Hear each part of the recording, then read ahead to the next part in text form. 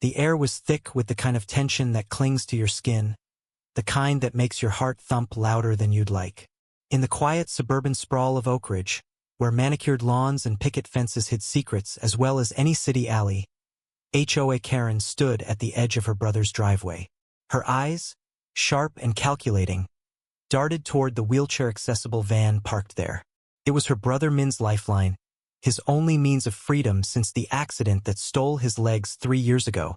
But to HOA it was something else, a symbol of everything she resented.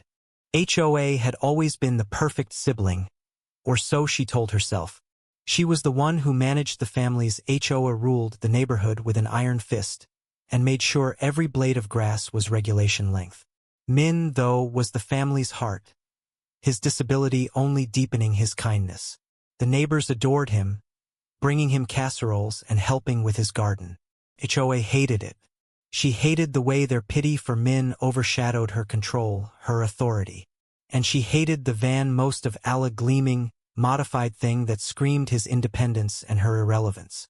Tonight, under the cover of a moonless sky, HOA's resentment boiled over. She'd had enough of Min's quiet defiance, his refusal to let her manage his life. She'd seen the whispers, the way neighbors looked at her when she snapped at him in public. So she devised a plan. Chain his van to the driveway, lock it down, and make him beg for her help. It wasn't just petty, it was personal. She wanted him to feel trapped, to need her again. What she didn't know was that the FBI had been watching her every move for weeks. HOA crept forward, a heavy chain clinking in her hands. Her breath was shallow, her pulse racing as she looped the chain through the van's axle, securing it to a concrete post. The sound of metal on metal was a small rebellion against Min's freedom. She smirked, imagining his face tomorrow, helpless, humiliated. But as she stepped back to admire her work, a rustle in the bushes froze her. Her eyes snapped to the shadows, but she saw nothing. Just the wind, she told herself, shaking off the unease. Unbeknownst to HOA, the FBI's surveillance team was crouched just beyond the hedge. They'd been tracking her not for the van, but for something far bigger. HOA, in her quest for control, had tangled herself in a web of fraud. The HOA funds she'd been managing were siphoned into offshore accounts, her meticulous records a facade for money laundering tied to a local crime ring. The van incident was just the latest in a string of reckless acts that had drawn the feds' attention. They'd bugged her phone, followed her car, and now they were ready to close in.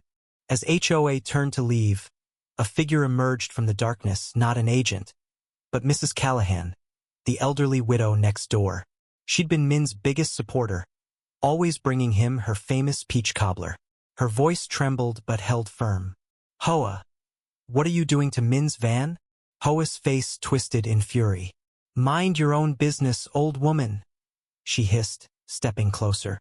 Mrs. Callahan didn't flinch. "Your family, HOA, why hurt him?" The question hit like a slap, but HOA shoved past her, unaware that Mrs. Callahan's phone was recording, streaming live to the neighborhood watch group.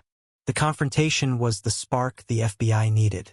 Headlights flooded the driveway as agents swarmed, their voices sharp and commanding. "HOA Karen, you're under arrest." They moved with precision, cuffing her as she stood frozen, the chain still dangling from the van. Min, woken by the commotion, rolled out in his wheelchair, his face a mix of shock and heartbreak. "HOA, why?" he whispered. She couldn't meet his eyes. The twist came as the agents revealed the depth of HOA's crimes. It wasn't just the HOA fraud. HOA had been forging Min's signature, draining his disability benefits to fund her schemes. The van, his lifeline, was her final act of spite, a way to punish him for refusing to bend to her control. Mrs. Callahan's recording went viral in the neighborhood, exposing HOA's betrayal to everyone who'd once respected her. The community reeled, torn between pity for Min and disgust for HOA. In the end, HOA sat in a cold cell, her empire of control reduced to ashes. Min, though shattered, found strength in the neighbors who rallied around him, replacing the chained van with a new one through a crowdfunding campaign. Mrs. Callahan, the unexpected hero, became his closest confidant, her peach cobbler a small comfort in the face of betrayal. The story of HOA and Min spread beyond Oakridge, a cautionary tale of envy and redemption. It left a bitter taste, a reminder that even family can wield the sharpest knives. Min's forgiveness, quiet and unforced, was the only light in the wreckage, a testament to the resilience of a heart that refused to break. What do you think? Can justice heal a family's wounds, or does betrayal cut too deep? Share your thoughts.